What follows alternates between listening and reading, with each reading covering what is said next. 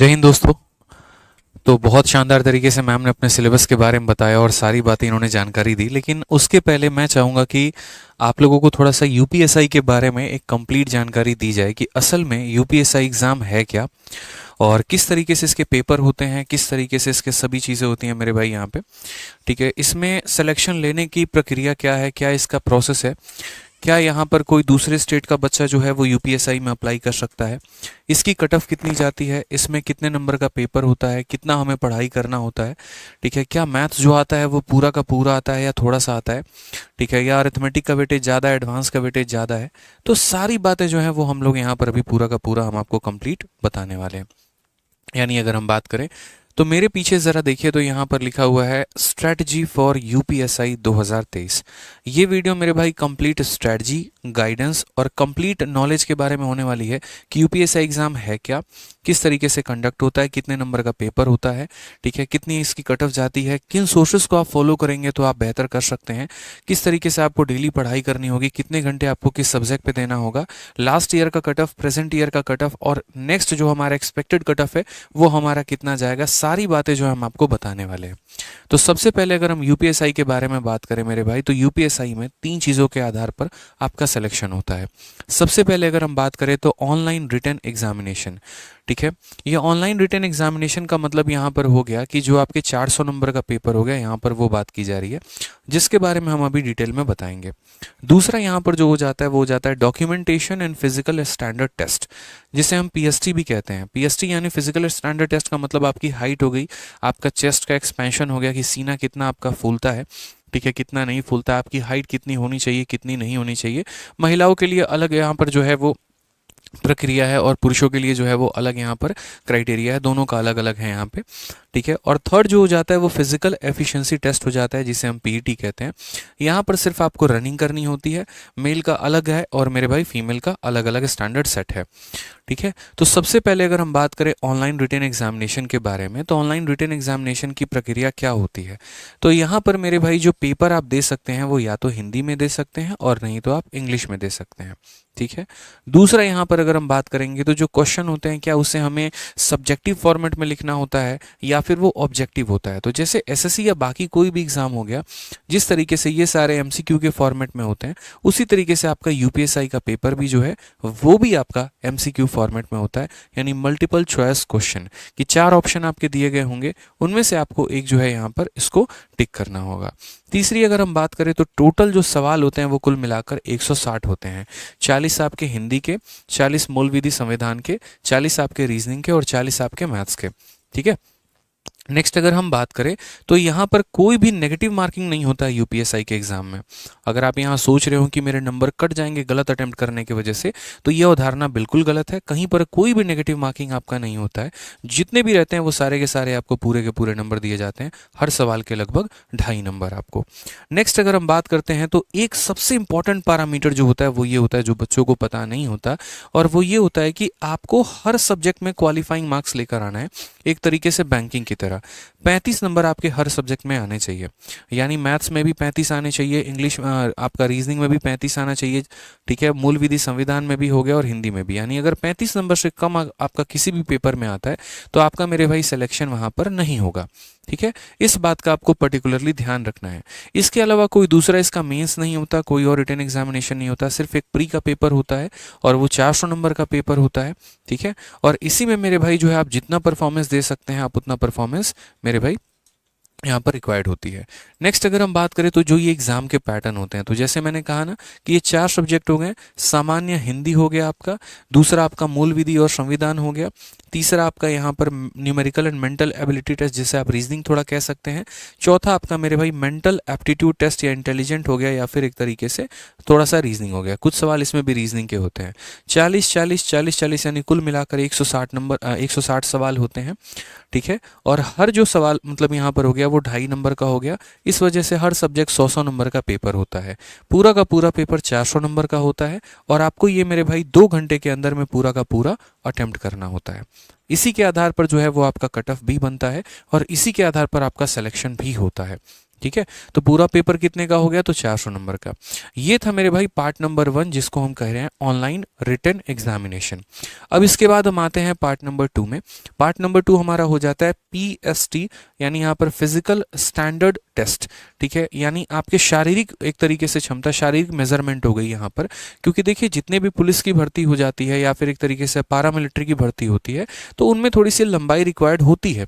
पता चले यहाँ पर कि पुलिस ही है, इतनी छोटी सी है यहाँ पे, और यहाँ पर जो है कई सारे फिजिकल एक्टिविटीज़ में, जैसे बंदूक चलाने में हो गया या रोकने में हो गया, नाकाबंदी पे और कई सारे जगह पर मेरे भाई जो है वो हाइट की रिक्वायरमेंट होती है। अक्सर आप देखेंगे जितने भी ट्रैफिक पुलिस होते हैं वो बहुत लंबे होते हैं, छोटे हाइट का कभी भी किसी का ट्रैफिक पुलिस में सिलेक्शन नहीं होता है।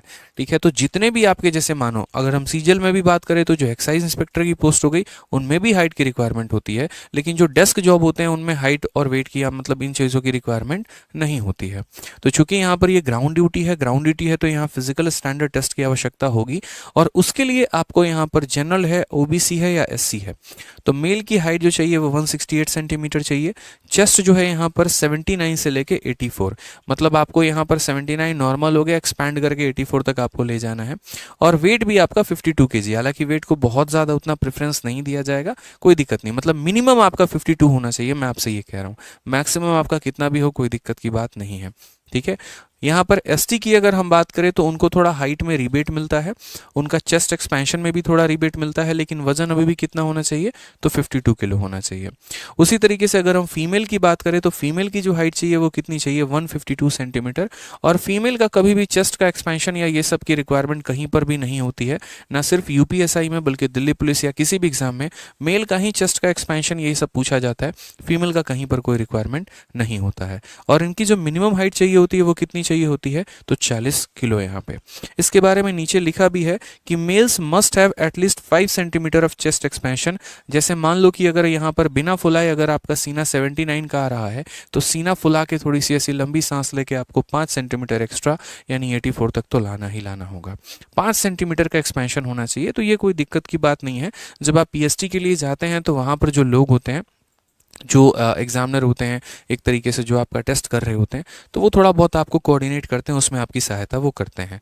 ठीक है, साथ में कहा गया female must have at least 40 KG as a recommended by Uttar Pradesh police recruitment board. ये मैंने भी देखा है, दिल्ली पुलिस में भी इस तरीके से काफ़ी ज़्यादा रहता है, वजन को लेकर थोड़ा खेल होता है।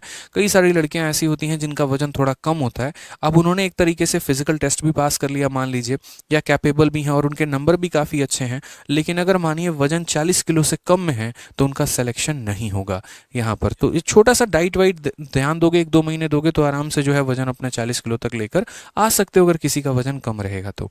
ठीक है, तीसरा जो पार्ट हो जाता है वो हो जाता है हमारा पीटी, जिसको हम फिजिकल एंड्योरेंस टेस्ट भी बोलते हैं। और पीटी में हमें क्या क्या रिक्वायरमेंट होती है, तो पीटी में मेरे भाई मेल कैंडिडेट को 28 मिनट में 4.8 किलोमीटर भागना होता है, और फीमेल को 16 मिनट में यहाँ पर 24 किलोमीटर 24 कह रहा हूँ 2.4 किलोमीटर हमें भागना होता है। ठीक है, अगर आप यहाँ पर ये टेस्ट पास कर लेते हैं तो मुबारक हो मेरे भाई, यहाँ पर आपका फाइनल आप मेरिट लिस्ट के पास में करीब में पहुंच चुके हैं। ठीक है, तो पहले आपका रिटन एग्जाम हो गया, फिर पीएसटी हो गया, फिर पीईटी हो गया, ये 3 प्रोसेस हो गए। जब आप इन तीनों को मेरे भाई क्वालिफाई कर लेते हैं तो फाइनली उसके बाद आपका बनता है मेरिट लिस्ट। ठीक है, मेरे सामने मैंने लास्ट के 2 एग्जाम के मेरिट आपको लिए हुए हैं, 2017 का और उसके बाद 2021 का। ठीक है, 2017 में जो जनरल मेरिट गई थी सभी के लिए एक गया था, और यहाँ पर जनरल की जो कट ऑफ थी वो 252.46 थी। ये हमारा कितने में था, तो 400 में। ओबीसी का जो गया था वो 230 था, एससी का 227 था, और एसटी का जो है हमारा 243 करके था। मतलब यहाँ एससी से भी ज़्यादा किसका कट ऑफ था, एसटी का कट ऑफ था। और वहीं अभी रिसेंट में उसके बाद 2021 में पेपर हुआ है, 2021 के बाद यूपीएसआई का कोई पेपर हुआ भी नहीं है। ठीक है, और फाइनली अभी जैसे मैंने कहा कि थोड़ी सी सुगबुगाहट है यहाँ पर की पेपर की होने की, और काफ़ी ज़्यादा बच्चों के अंदर में कैओस है कि वापस से वैकेंसी आने वाली है, हज़ारों की संख्या में वैकेंसी आने वाली है। तो इसी वजह से वापस 2023 में बच्चे जो हैं काफ़ी ज़्यादा जोश से भरे हुए हैं, जो कि चुनाव का भी समय है, तो यहाँ पर सरकार इस बात को ध्यान ज़रूर देगी। तो 2021 में अगर हम बात करें तो जनरल की जो कट ऑफ गई है मेल की 316 थी और फीमेल की 296 थी। ठीक है। उसके बाद अगर हम बात करते हैं ओबीसी का, तो यहाँ 305 था और यहाँ फीमेल में 285 था। और ये कट ऑफ हमारा कितने में है, तो ये कट ऑफ हमारा 400 नंबर के पेपर में है। एससी का मेरे भाई 279 था और यहाँ पर 257 था। और बाकी एसटी का यहाँ 244 पॉइंट समथिंग है और ये 223 है। ईडब्ल्यूएस यहीं से इंक्लूड हुआ था, इसके पहले ईडब्ल्यूएस था नहीं, तो इसी वजह से ईडब्ल्यूएस का कट ऑफ 303 और 296 पॉइंट समथिंग जो भी है वो हमारा है। कट ऑफ में अगर आप देखेंगे तो काफ़ी ट्रेमेंडस इंक्रीज हुआ था और यहाँ पर जो है जिन बच्चों के काफ़ी अच्छे नंबर थे, तो मेरे भाई सिलेक्शन भी उन्हीं का हुआ यहाँ पे। इसमें नॉर्मलाइजेशन भी हुआ था आपका, इसी वजह से दशमलव के बाद कुछ इस प्रकार के आपके नंबर दिख रहे हैं। और यहाँ कोई नॉर्मलाइजेशन नहीं था, तो यहाँ जब कोई नॉर्मलाइजेशन नहीं था तो ये सिंपल नहीं, यहाँ पर भी नॉर्मलाइजेशन था शायद, ठीक है। तो नॉर्मलाइजेशन आपका हुआ था, इस वजह से आपके पॉइंट के बाद वो सारे नंबर रहते हैं, ठीक है। अब अगर हम बात करते हैं यहाँ पर, तो इसमें जो है आपको जैसे मैंने बताया कुल मिलाकर कितने सब्जेक्ट हैं, तो कुल मिलाकर ये 4 सब्जेक्ट हैं। स्वाति मैम ने अपने हिंदी के सब्जेक्ट के बारे में पूरा सिलेबस बता दिया, विक्रमजीत सर ने रीजनिंग के बारे में बता दिया, शिवान सर अपना पूरा यहाँ मूल विधि और संविधान का बताएंगे। हमारा कर्तव्य और हमारा भाग यहाँ गणित में रह जाता है कि गणित में आपका क्या क्या पूछा जाएगा। तो मेरे भाई मैथ्स में यहाँ पर अगर हम बात करें तो मैथ्स के आपके ये टॉपिक पूछे जाते हैं। कंप्लीट एडवांस नहीं पूछा जाता, एडवांस के सिर्फ कुछ ही टॉपिक होते हैं जो मेरे भाई पूछे जाते हैं। अगर हम बात करें तो अरिथमेटिक में देखो percentage, profit loss, compound interest, simple interest हो गया, टाइम एंड वर्क हो गया, फिर टाइम स्पीड डिस्टेंस हो गया, रेशियो, प्रोपोर्शन, पार्टनरशिप, ठीक है। उसके बाद यहाँ number system, HCF, LCM, simplification, मतलब जो आप नॉर्मल, ठीक है, अगर कोई बच्चा सीजल की तैयारी कर रहा है और वो सोच रहा है कि क्या मैं यूपीएसआई का पेपर दे सकता हूँ जिसके लिए मुझे मैथ्स में कुछ एक्स्ट्रा ना करना पड़े, तो हाँ भाई बिल्कुल दे सकते हो। मैथ्स का तुम्हारा जो सिलेबस है एसएससी के पैटर्न पर ही है, जो आपका नॉर्मल अरिथमेटिक होता है एसएससी का, वहीं मेरे भाई यहाँ पर भी पूरा का पूरा पूछा जाता है।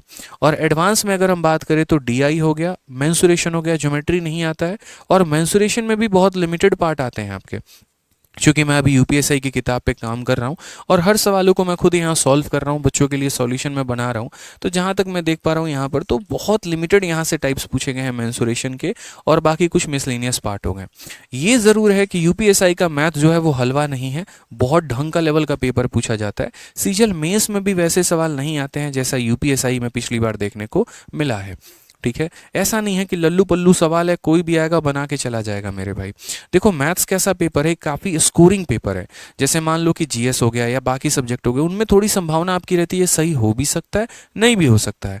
बट मैथ्स ऐसा होता है, मैथ और रीजनिंग हो गए, जो आपको 100% स्कोर आपको दिलाते हैं किसी भी पेपर में। जैसे हम बचपन में जब पढ़ते थे तो हम 2 सब्जेक्ट पे ज़्यादा फोकस करते थे, मैथ्स पे और संस्कृत पे, क्योंकि इनमें 100 में 100 लाने की पूरी संभावना होती थी, नंबर कटने की कहीं पर कोई चांस नहीं होती थी। उसी तरीके से यहाँ पर भी कि अगर आप कॉन्फिडेंट हैं, अगर आपने थोड़ी अच्छी पढ़ाई की हुई है, तो इनमें आप अच्छा स्कोर करेंगे, और जितना बेहतर आपका स्कोर होगा मेरिट में आप उतने आगे होंगे, और उतने आगे होंगे मेरे भाई तो सिलेक्शन पहले आप ही का ही होगा, ठीक है। तो इसीलिए मैथ्स पर अगर थोड़ा अच्छे से कमांड किया जाए 3-4 महीने, तो बड़े प्यार तरीके से इसका सिलेबस कवर किया जा सकता है और अच्छे से पढ़ा जा सकता है। यूं कह लीजिए पूरा पूरा एडवांस पोर्शन आपका गायब ही है, मात्र यहाँ पर 2 टॉपिक है, थोड़ा सा नंबर सिस्टम का थोड़ा ध्यान रखना है और मेंसुरेशन का ध्यान रखना है, ठीक है। हाँ, सवालों का जो लेवल है वो काफ़ी अच्छा है, क्वेश्चन जो होंगे वो काफ़ी कैलकुलेटिव होंगे यहाँ पर, तो अपने आप को थोड़ा सा उस तरीके से गियर अप करना होगा और थोड़ा सा पढ़ना होगा। अब रही बात यहाँ पर कि हम आपको किस तरीके से कराएंगे और क्या क्या मेरे भाई पढ़ाएंगे, तो सबसे पहले समझिए गणित विषय में 100% अंक कैसे आप प्राप्त कर सकते हैं, किस तरीके से पूरा का पूरा 100 में 100 नंबर आप लेकर आ सकते हैं। तो वो यहाँ पर होगा कि सबसे पहले अपने पैटर्न को समझे। मैं कभी भी कहता हूँ कि एग्जाम के लिए मत पढ़ो, एग्जाम को पढ़ो, ठीक है। एग्जाम को अगर तुमने पढ़ लिया ना, एग्जाम के बारे में अगर तुमने जानकारी प्राप्त कर ली ना, तो मेरे भाई कोई भी ताकत आपको उस पेपर को क्रैक करने से नहीं रोक पाएगी। आपको उस एग्जाम को पढ़ना है यहाँ पे कि मुझे मैथ्स में कितना जो है वो कवर करने की ज़रूरत है, मुझे यहाँ पर रीजनिंग में कितना कवर करने की जरूरत है, कितनी मुझे प्रैक्टिस करने की आवश्यकता है, कितना यहाँ पर सेट लगाने की आवश्यकता है, किस लिमिट तक मुझे जाना है। ऐसा तो नहीं कि मैं आउट ऑफ द बॉक्स चला गया हूँ और दनादन दनादन क्वेश्चन प्रैक्टिस किए जा रहा हूँ जिसकी हमें कोई आवश्यकता भी नहीं है, तो नहीं। अपने रिसोर्सेज को बहुत लिमिटेड रखो और अपने सिलेबस के अकॉर्डिंग पढ़ो। जबरदस्ती जब ज्योमेट्री नहीं आ रहा तो उसको मत पढ़ो, अलजेब्रा नहीं आ रहा तो मत पढ़ो, ट्रिगो नहीं आ रहा तो मत पढ़ो, यहाँ पे फालतू के एक्सपेक्टेशंस लेके मत चलिए। परमिटेशन, कॉम्बिनेशन, सेट थ्योरी यहाँ पर उतनी ज़्यादा उसकी वेटेज नहीं है, तो इसलिए बहुत ज़्यादा उसमें घुसने की आवश्यकता नहीं है। जो पहले टॉपिक यहाँ पर आपका है पेपर में जिनकी ज़्यादा वेटेज है, उनमें हमने कंफर्मेशन ज़्यादा रखी है।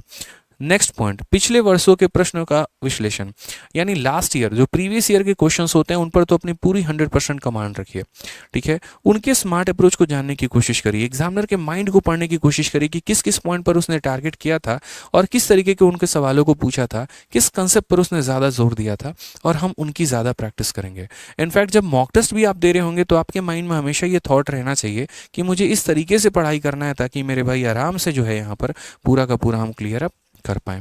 तीसरा पॉइंट यहाँ पर परीक्षा के स्तर को समझें कि आपका एग्जामिनर आपसे क्या चाहता है। क्या वो ये चाहता है कि भैया तुम यहाँ पर बहुत बड़े टॉपर हो, बहुत बड़े ज्ञानी हो? नहीं, बिल्कुल भी नहीं। जीएस में जैसे बहुत अथाह जाने की ज़रूरत नहीं है, हिंदी में बहुत ज़्यादा एक्सपेंशन करने की ज़रूरत नहीं है। जितना पढ़ा है उसको कंसाइज रखिए और मल्टीपल रिविजन उसका करते रहिए।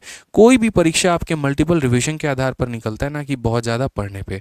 पता चले इतना करंट अफेयर पढ़ लिया, लास्ट टाइम में हम कन्फ्यूज़ हैं ऑप्शन नंबर बी है कि सी है, तो पढ़ना वो किसी काम का नहीं है। असली पढ़ाई मेरे भाई वो होती है जहां पर आप कंठस्थ होते हैं, फिक्स होते हैं कि इसका आंसर तो मेरे भाई यही होगा, ठीक है। रिसोर्सेस को लिमिटेड रखो और मल्टीपल प्रैक्टिस करते चले जाओ। और लास्ट पॉइंट यहाँ पर समयबद्ध रणनीति बनाओ।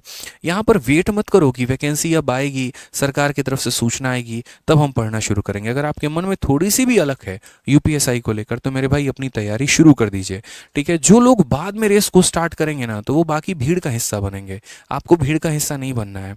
आपको मेरे भाई अपनी तैयारी बहुत पहले से शुरू कर देनी है। बाकी लोगों को उतना ही मिलेगा जितना आप छोड़ देंगे। कहते हैं ना कि यहाँ पर फेलियर को उतना ही मिलता है जितना सक्सेस पाने वाला